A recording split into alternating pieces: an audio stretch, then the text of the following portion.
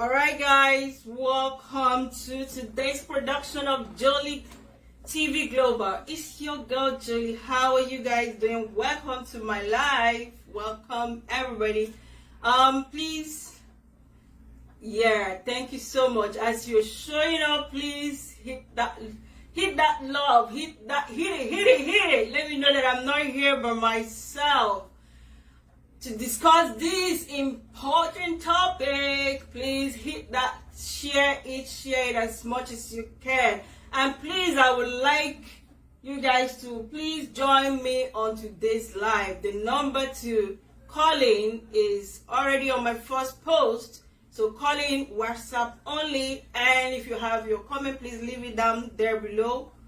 And please, let's be nice too with our comment. Please, let's be nice, let's be respectful, so that Facebook don't block me just like Instagram have. Please don't be nice with your comments. I believe that everybody's opinion matters, so we should respect other people's opinion. It's not personal.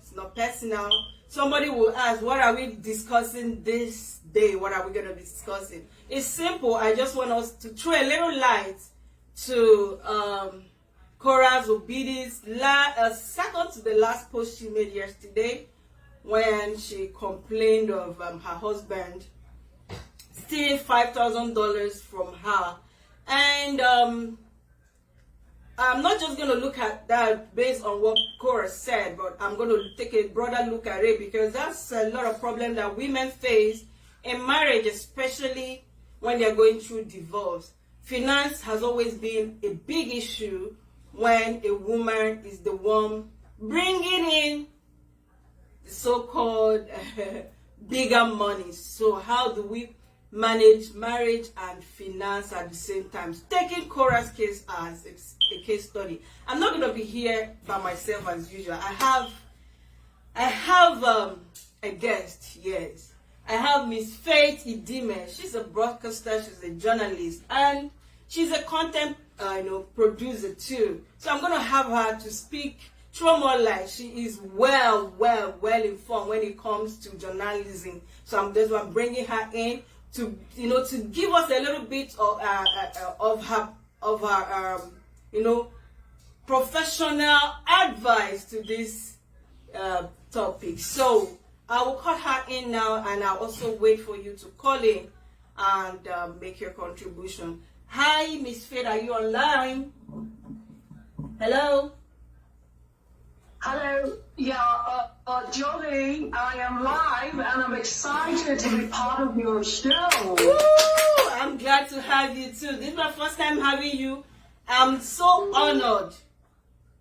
I don't know if you can hear me. I'm so honored to have you on my show today.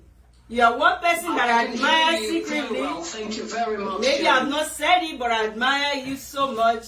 Especially your write-up. When I'm going through your write-up, I'm like, man, this is a careful, well-articulated write-up. So I truly admire you. Yeah, thank you so much. So we're just gonna go, let's jump in straight to the topic of the day. Now, I just want us to go straight by. I will ask you, Cora will be the right. Yes, Cora happens to be one of those sensation on the social media, and naturally we get drawn to the social media. Yeah, you understand, it's a space that we find ourselves every now and then. And so I ran into her on one of those days that I was bored and needed to understand the frenzy, because she had a lot of frenzy sometime, or would I say, a recent past, and I just decided to know what this Cora Diddy girl is about, and I saw that it was a lot going on regarding her as a person and her spouse, and so to that level I think I would say I do. Cora happens to also be someone from Delta State. I am also from Delta State. Right. Cora is a very junior person. We're going by age, and Cora happens to have attended the same secondary school as I did. Wow. Commander Secondary School in Ojo, Lagos. Wow. It's nice to Yeah. hear that, yeah. So, but when you see Cora or when you watch Cora's video for the first time, what comes to your mind first? Well, this is a very, very poignant question, Jolly. If you're asking me off the camera, I think I would give you a candid answer to what I think Cora is. But now I'm live globally. I need to put my language. But I just think, to be fair, that I think that she's carved a niche for herself, going by, her chosen fields. I think that she's carved a niche for herself. I think that Cora is an intelligent young lady. Cora also is an entertainer, and I think she's good at her craft. And I think that she should be respected going by her craft. But personally, the first time I saw Cora, I was actually enthused by her character, enthused by her person, enthused by her craft. But I thought to myself that she has a lot of growing up to do. So I thought, without having to criticize her person, I'm saying this with the weight of the event that went on with her marriage. I personally would not let my dirty leave out in the global public like she has. Maybe she has the wherewithal to handle all that. But it's not a smart way to go if I was to give her advice. Yeah. I quite agree with you on that, but some people will say, it's her life, you understand? It's her life. We are not going to tell her how to live her life. What might be good to you might not be good to me, you understand? And, no matter what we say here, we're talking of somebody who has over 5 million, followers. So it simply means there's a whole lot of people who like what she does. But now let's narrow it. I try, like you said, I try as much as I can not to mingle so much into her content or into her person, because my view is different. When I met her the first time online, I had a different, view about her. You understand? I'm not saying she's a bad person or but what I might like you said, another person might not like it, you understand? So, and looking at her and her marriage now, so the first time I also met the husband, he didn't look to me like someone who was really, happy to say, or will I say, it's always like they had had a fight before they come online. So you can still tell on the person's facial expression that all is not well. So when the whole drama saga came out, I wouldn't tell you that I was so surprised. The only part I felt a little, bit concerned was her husband part of it. He spoke so much, you understand? He exposed so much, which I didn't like, because, hey, that's your wife. You have been married, even if it's for 2 or 3 years. She is the mother of your children, you understand? Show her some respect. But he kept on and on and on. But I believe you followed it up. So from his own aspect, what will you say he did wrong as the husband? I'm talking about Dr. Dean now. Okay,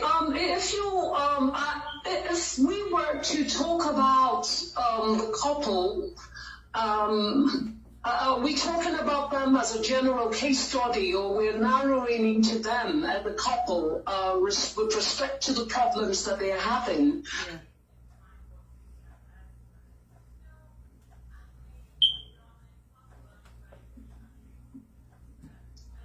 Yes. Can you hear me? I can hear you now. Okay, are we narrowing into their problem, their personal problem, or we're looking generally? We're talking about We are going to look at the broader aspect of it, but we want to draw our example from their own personal problem. You understand? Well, for the husband who happens to have, I would use the word clear-eyedly, gone into a relationship with a woman as vast as Cora is, I think like any other couple should actually face the logical consequences of marriage, as it were, because every family, every couple certainly will come to that point where they have to face some kind of bottleneck in their relationship. It could be their finance, it could be whatever aspect of a marriage. So my thinking was the first time that I saw Cora, and there was so much emphasis on her spouse, I actually took time out as a journalist to understand the curiosity, to go into his biography, more like understand who this person is. First and foremost, he's not an African. We Africans are we're culturally entrenched. We're people of culture. And so it might have been a bit of culture shock for Cora as much as it is for him. So that is actually a universal problem. It's something that couples in interracial relationships go through. So I think as their problems started to develop, as we saw it come up on global media, we started to see that it was actually deeper than a culture shock for either one of the parties. It was something that sometimes you hear of different social media spaces and you truly do not understand what the problem is. So I was actually yet to really understand, and before I knew it, it was actually a case of separation. It was a case of, okay, we do not have to share the same home spaces again. At some point, Cora had her own house. At the other point, the husband was moving out. And at some point, again, the husband is rejoined again in the marriage. And at some point, Cora had a newborn baby. So we've actually also been an audience. We've been taking a bit back and forth. One time it's here, another minute is there. And until very recently, I saw her recent post that she appeared to be distraught about $5,000 siphoned from her account, alleging that her husband did that, and she mistakenly sent that money to a PayPal account, not knowing it was the same joint account she shared with her ex-husband. So that was the much I learned. That was the last I heard of that. Yeah, if I'm to cut you a little bit on that, I remember Cora when there was a conversation she had with her sister Nancy, and during that conversation, they said something. Cora said one of the major problems they had in their marriage was when the money started coming in, and which is what I want the both of us to discuss at length. Because that's the reason why I'm sitting here and I want to chat with you. Because I've had incidences where, when the woman is the high-end person in the marriage, it has always been a problem, especially in the Western world. Once the woman is the one earning more, there's always a problem. Especially when you have a husband who is controlling. So she mentioned that to be one of the reasons why her marriage failed. She said, I quote, she said, as soon as the money started coming in, he's like, my student loan, go. All the stuff, all the bad stuff he always said to her before, you are this, you are that, why you always live on Facebook 24 hours. He didn't see that being wrong anymore. He was like, go, I gotta get rid of my student loan. So now we are looking at, was she, like a milking cow to him, or was she like a meal ticket for him to get? Hey, I believe, somebody said he's a doctor, so he makes so much money. No, I don't agree with most people with that, you know. He's a doctor doesn't mean he makes so much money. You understand? But why is it that when the woman is the one making so much money, there is always problem in the marriage? All right, Jolie, I quite appreciate that as a journalist, as broadcaster as you are able to give a background into the problem, illustrate the Cora and the husband, and from there we move on to the bigger picture of the problem. Well, I would like to say that arguments about money always hamper many marriages. All right? Yeah. Money is a big source of conflict in relationships. It has been so, and it will not go away anytime soon. It was so way before, back in the days, you know, we saw our parents, some of those arguments were done indoors with closet. Children were privy to all of that.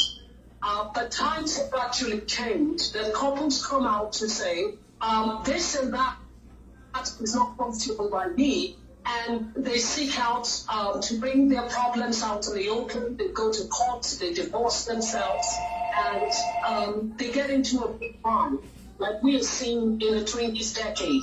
Not even in the 20th decades, when such phenomenon should be improving.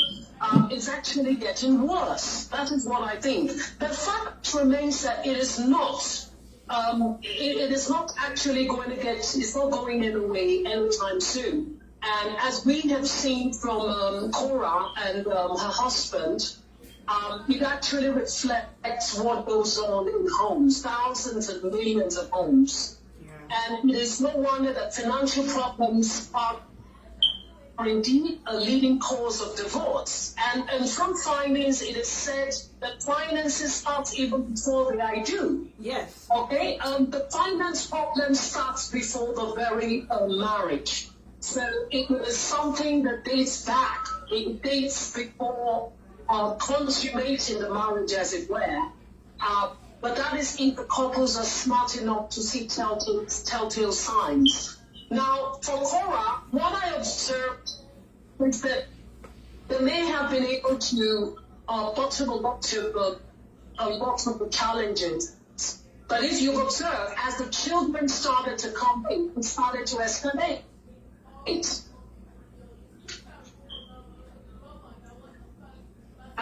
Can you hear me? Yeah, I can hear you. I can hear you. Yeah, what I was trying to express before that is that a lot of these issues come into the fore, and it's actually a problem that should have been resolved before the marriage. Now, the marriage is consummated. The man or the woman, the couple, would lack the wherewithal to be able to sit and evaluate a lot of things. What is his, or what is mine, to what is ours? And then the children start to come in. And then having children changes the dynamics, because a lot of times it appears that the couple were blindsided until children come rolling in.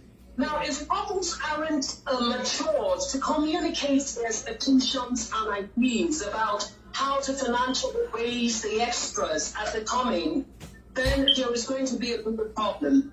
And if the discussion should happen before children are born, that is actually a big problem, because finances should even be handled before children start to come in.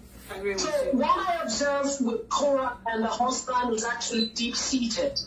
It also mirrors a lot of ego problem. Men who have their egos, and then also women have their own peculiarities. Women tend to fantasize a lot around finances. So when we say the men have ego problem around finances, that is an aspect of financial problem. The women also have fantasies and anxieties, well, around finances.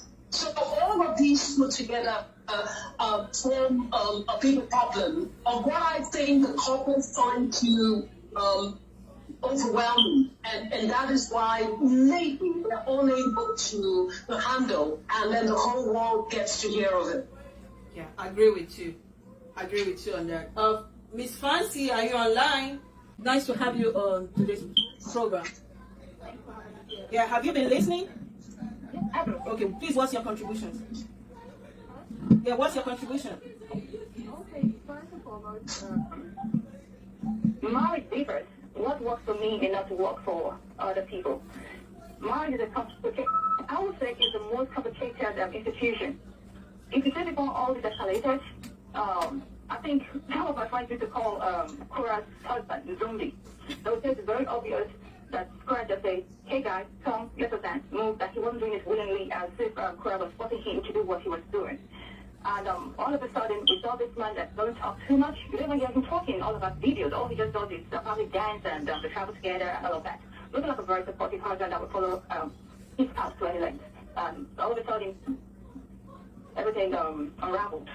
Yeah. So, I think, personally, I heard you say that you think when the woman gets any higher and all of that. Yes. To me, I think probably it's just a lack of understanding. That is how I'll put it. Because usually you are married, I am married, and we know how marriage works. The lack of understanding, I mean the lack of communication, I mean negligence. That's how I put it. Because I would take myself a risk. If in Cora's shoes, I don't think this would have happened. Me personally, I'm not talking about any other woman. I'm talking about myself. What would you have done differently? What would you have done differently? What would I have done differently? Yeah. I'm not based. Okay, this is going out of part of the subject. I would say my friends told me, who knows Cora 101, they said Cora is somebody that will always want to have the last say. And I know in any given topic, I thought she wants to have the last say, she's stubborn and all of that. I think I'm a stubborn person too, but when it comes to my spouse and it comes to my marriage, I handle things differently. People may see me and they'll say, oh, she's otherwise, she's tough and all of that. And they cannot understand how my husband, how did he marry her? When it comes to the institution, I'm a totally different person. It's all about submission. Submission doesn't mean you're stupid, you are this, you're that, you're stupid and you don't know what you're doing, your life might control you. And anybody will tell you, but I'm in control of my marriage. But I act like a weaker vessel. I need to act like a weaker vessel to be in control. I think probably she wanted to have the last say, like she said, he was always complaining, oh, you're always there, you are always there. Moreover, she made her marriage an Instagram marriage. You could have done whatever she wanted to do without bringing her husband into the picture. Because, like I said earlier, it looked as if she was forcing him to participate in the area he was participating. He wasn't saying too much. But now he's also learning how to monetize it. Because I heard him say this morning, I made $30,000 off your negativity. I understand Cora. But when we say Cora should not dance, because I know what it feels like to have a talent. You have this talent, wanting to use, and you're not using it. So I'm happy for her to an extent. I think even where she is right now is not where she wants to be. She wants to be in Hollywood. She wants to be on the big stage, which she has not even arrived yet. She's not even close to it. And I see so much effort that she has put into it, and her husband keeps giving her that support. But probably you and I cannot. Nobody can really tell what is actually going on in that house. They're always saying, they're always coming out to say, that was always coming out to say, but how do they live their daily life? Is there love in the marriage? Like he said the other day, she would say, I regret having June, and that is what really kills him. And we all live abroad, and we know the cultural difference. You don't say that to them. Hello? Yeah, we are listening to you. Yeah, they're very, very, very sensitive with words. In Nigeria, we could say such words for our husband, anybody, father could tell mother, but they don't take such words for granted. Yeah, but don't you think that that's one side of the story? Sorry to cut you, but don't you think that that's one side of the story? Because when he was secretly recorded by Cora's friends, you could see that he wasn't that nice too in his words. You understand? We can't really say what goes, like you said, what goes in, behind camera. You understand? I wouldn't. I mean, we're not going to vouch for him to say, "Oh, he was that nice." He says all the sweet words to her, and she came out like that. No, I wouldn't exactly. That is what I'm saying. That all they're giving us is a show. Exactly. But my problem with Dustin. The way we want people to see it is not about Cora, it's not about her husband. He has been giving us an image like I cannot talk. If anybody had told us that he can say as much that he has a set of action, we would have said it's a lie. So we don't really know what the situation is, but we can tell that it has been a loveless marriage. Because I think before she put to bed, you can see how it was, I think love was so much in the house and she was having a baby and all this. Of course, you will be like, oh, this is my dream man. All of a sudden, 2 weeks after her childbirth, this is what happened. So nobody can really say what is going on in that marriage. It's just like mine. My mom and I live together. I have kids who are going to be 14 and 12. I don't say you can really explain the relationship between me and your father. Now, I want to ask Miss Dime and Miss Fancy. Somebody said that so the social media spoils their marriage, especially the way Cora dresses. What do you think about that? that comment. Could I go first? Yeah. Missy Dim, are you still with us?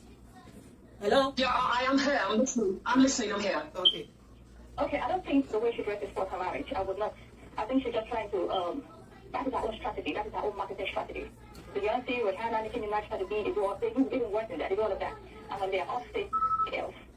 Okay, that's just a marketing strategy, and I think her husband is very comfortable with it. I also wear bikini. Yes, I wouldn't wear bikini on the street. If I'm into show, probably I would do it. I don't see anything wrong with the way she dresses because that is her own marketing strategy. We wouldn't describe Cora as a very sexy person. I would say she has a very sexy body. She's just a slim girl. She's beautiful, yes, but she does not have that really hot body, which you will agree with me. And it's no big deal. We give her birth, you know it's no big deal for the woman. That is just, she's promoting herself. That is her own business. That's her office. That's like you're in your office right now, Jolie. Someone goes to work on Monday, that's her office. That's where she makes money from. Yeah. I don't think that has to do with about the lack of understanding. They lost it. I think there was no proper plan, and there was no, yes, there's a plan. There was no plan, and they wouldn't know what's going on in the house. That's just it, period. Miss Faith, what about you? What do you think about that? Hello? All right. I can hear you clearly. I hope you can hear me too. Can you hear me clearly? Loud and clear. All right. Well, personal values. With all due respect to Cora's craft, as a dancer, it's a beautiful art. And just like your guest said, she made reference into her certain trait, like every other person does. I mean, we have people who do the street on the pole, and they hold their heads proudly to saying that they're pole dancers. Now, what obtains back there in the U.S. as culture, as known, that is accepted, might not be in this part of the world. But that's talking about Nigeria now, talking about Africa in general. You know that we are a culturally entrenched people. I'm not saying that people in the U.S. are not. But let me tell you something that connects us as a people, regardless of your craft or art, is social media. So the social media did not, I think, destroy her image as a person. She brought herself to the social media. Now, much as I would say that is not a smart way to go. I mean, let's take a look at the Kardashians for a second. They're all out on the social media. They're all out on the media, as we see globally. We've been viewing the Kardashians for many years now, and we've seen how the rise, we've seen how they've fallen as they went on with their various marriages and the sex tapes and all of that. But let me tell you the truth. I wonder, as a broadcaster, as a content provider, are all those shows scripted or not? Now, what I'm trying to say is, what is reality from what is not? We do not get to see a lot, because it happens, it might be that a lot of what they want the world to see is a business strategy for them. That is what they want the world to see. Yes. And it took us years to understand the dynamic of reality shows. Probably that is what Cora is trying to culture. But having to bring her spouse into the game might have been something that not overwhelmed for Mr. Obidi or Mr. Dean, Dr. Dean. I do not really remember his surname. I don't know. I'm very impressed by his surname. So we actually know Cora Obidi more. So, but the truth of the matter is that Cora brought herself out the way she did.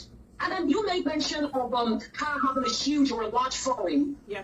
These are people who, the day Cora decides to walk naked, they will say she's an adult. She's entitled to a dress code.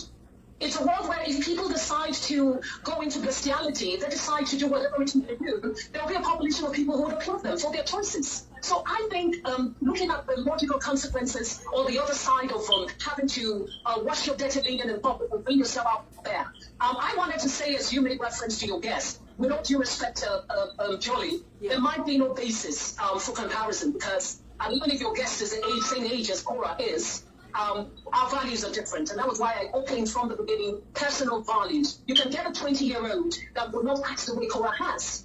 You will have somebody at Cora's age that might act a bit more discretional than Cora has in the past. I mean, I've seen times where Cora left the child on the bed couch and the child had a hiccup.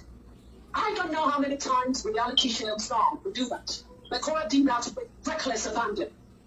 I mean, I'm a mother of two. I have raised two boys. And I dote on them. And I would say here without the fear of contradicting myself that Cora is not a doting mother. Cora is not a doting mother. I personally would say that she has a lot of growing to do. And as she starts to fantasize around Hollywood, she should understand the pitfalls that goes with that, the evil that goes with all of that. She's going to get the world that she expects to have, but it's going to rub off on her one way or the other, which she has started to experience. So that is what I have to say about that. Well, thank you so much, Miss Faith, for your contribution. But now I want to ask, maybe this could be my last question. She talked about having a joint account, and I know that joint account, couples having joint account, has always been a big issue. So in her own, let's look at it in general. Is it right for couples to have joint account? Miss Fancy. Yeah. Everybody should do what works for them. It's not, I will not say if it is right, if it is not right. Everybody should do what works for them. Some people prefer, some have understanding that, okay, you take care of this deal, you take care of that deal. I some think, okay, we should put money into this account together, and we'll all spend from that account. So it is all about individuality and what you. I didn't have a joint account, and what works for me, let me say what works for me. I see my money as my husband's money, his money as my money. All our investments are mostly in our kids' name, my two daughters' name, and not like everybody, we don't have a joint account, but because the love is there, and we care for our kids, so everything we do are for our kids at the end of the day. Yeah, you know why I asked this question? I had a friend who once cried out. She had a joint account with her husband. She'd been married for 23 years. So when they had issues and the divorce setting, the first thing he did was to clear the money in the account. And the money was meant for the both of them. He cleared the money, and she was left with nothing. She was left with absolutely nothing. That's why I wanted to find out, was that a right decision? Because she never even had personal account. And Cora measured something like that. She was like, yeah, Cora said something like, sorry, Miss Fancy, because I'm trying to, Cora said something. She said that she had always had a joint account with her husband until he kicked her out and she had nothing to fall back on. That was when it dawned on her that, man, I got to get my own personal account. So do we wait to that point? Like I say, everybody should do what works for them. Yeah. Like I tell people, I say if I marry my husband tomorrow, I know he will take care for me until the day I die. And I will also care for him. And my mom works in the nursing station in a nursing home, and she could tell the story of how some couples were already divorced and married to different people. Their ex still comes there, give them flowers, and their ex will still be their power of Anthony, Nessa, Kings, and all of that. So everybody, I can say, yes, I know 101% that if I divorce my husband today or anything happens today, he will be there for me until the very end. I can vouch for that. I have an uncle who his wife is also expecting to divorce. If you want to divorce me, I will get you a nice house, I will get you a car, I will make sure everything is okay with you.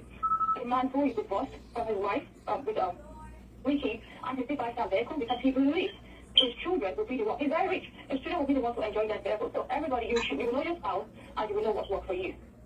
All right, thank you so much, Francie. Miss Faith, what is your view on joint accounts? Yes.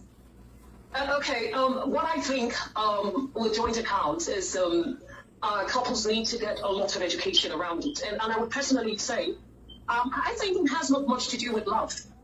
Finances and love are two different worlds completely. Couples should be smart enough. They should be smart enough to evaluate, as it were, weigh on a scale what is mine. I'm sure I made that comment earlier. Yes, you did. Couples should be smart enough to weigh on the scale what is mine from what is yours from what is ours. And I haven't evaluated that to avoid resentment. Because no matter what, if there is no evaluation from what is yours, from what is mine, from what is ours. Now we're looking at 3 different accounts. There's nothing that stops any couple from having different accounts. I have my account, he has his account, and then we have what is ours. What is ours now has a lot to do with joint accounts. That is where a joint account comes in. I am a firm, astute supporter of joint accounts for certain kinds of projects. Maybe for a house, maybe for a mortgage. It could actually be for children and children planning. But a man should manage his account separately from his wife. That's my thinking.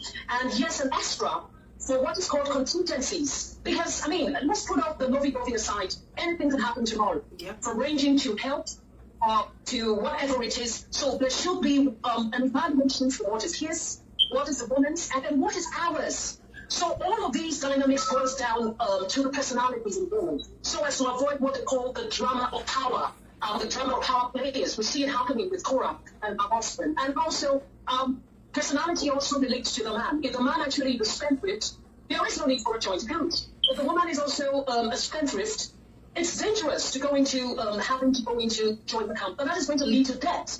And having to go into debt can actually set a marriage on a wrong footing. And I wouldn't actually say to be or not to be. It's actually what works for different people. But to play safe, let the man have his accounts, because it's not everything the man will want to run by his wife. And it's not everything the woman will want to run by her husband. But they could have different accounts, but have a joint account for contingencies and projects where they know that, yes, they are putting funds together. Because I personally think when couples can actually come together in their finances to ensure that certain projects are executed, it's going to make the marriage work better. They would actually prosper quickly, more quickly. That's my belief. I agree with you. I hope that answered the question. Yes, I agree with you. I agree with you. So, on the final note now, hi guys, like I said, this is Jolie on Jolie TV Global. I have Miss Faith Dime. She's a journalist, she's a broadcaster, and she's a content provider, Miss Faith Dime. Then I have a very good friend of mine, Miss Fancy, to add a little light to this topic today. And like they have said it all. They have said it all. I can add more to what they have already said. We are discussing about being able to separate your finance from your marriage, using Cora Obidi as a case study. Now, on the final note, Miss Fancy, what would be your advice? What would be your advice to someone who is going through what Cora is going through right now in her marriage, especially going through a divorce? Love yourself. First and foremost, you have to love yourself and love your kids. Some of us have not reached the stage of divorce, we're not filed for divorce, but doesn't mean we're not going through our own challenges in marriage. Yeah. So the first thing first is for her, it's not about revenge, because most times for us it's all about revenge. We want people to see this, we want to prove a point. And I see some people saying, oh, Cora, and you got them to Instagram, blah, blah, blah, blah, blah, blah. That is why her marriage is an Instagram marriage. It's not that. This woman is talented. I know what it feels to be talented, to have talent inside of you, and you want the world to see your talent. Yeah. Okay? Yeah. So the first thing first is for her to love herself, love her children, the death for her children, take care of herself, not about revenge. I will bounce back, because that is always our Nigerian notion, what we have in our mind. So, like, I saw something, I think she apologized to the guy, and I would say, if all these apologies, if all the apologies had come earlier, it wouldn't have got into this stage. Not now, she's not apologizing right now. With divorce. It's obvious that she really wants to come up with a guy, but he doesn't want to. So she has to move forward, love herself, concentrate on herself and her children and her career. And I think love will come find her. She's a beautiful girl, she's talented. And now she has to be much strategic. That's just it. Yeah. For Cora, I feel so sad for her, because the last video she did, when she burst out crying, she made a lot of points that I could relate with as a mom, especially for someone like her. She lives in LA. She's a single mom. She has no family support. To be a single mom in LA by yourself is not easy, taking care of 2 children by yourself with no support, because she said the husband had not even supported financially. So it's just her trying to find a way out of this whole thing, apart from incurring a lot of legal bills. It's not easy, because that was my fear for Cora at the early stage of this divorce. I was like, does this lady know? Does she know what she's getting into? Because it's not going to be easy for her, going through this divorce. I'm not saying she won't bounce back come out of it positively, but it's not going to be an easy thing, especially when you are an immigrant. She's just very new in the States, and by herself in LA, it's not going to be easy at all. And there are children involved. So now, Missy Deme, there are children involved in this whole mess. What will be your advice to both of them, both Justin and Cora, because there are children involved? If you meet similar situation, what will you advise this couple? Okay. Julie, it happens to be so sad that we get on the red table. I don't know if yours is a red table or a black table. It's a studio table. It's actually. Okay, all right. It's jolly table. Yeah. All right. Well, I think it's so sad that we're getting on the banter. What I would call an unsavory banter, not too good, around post-marital issues, because that is when the marriage is gone. We're getting up to talk about post-marital issues when the marriage is gone, almost gone without the grace of saving it.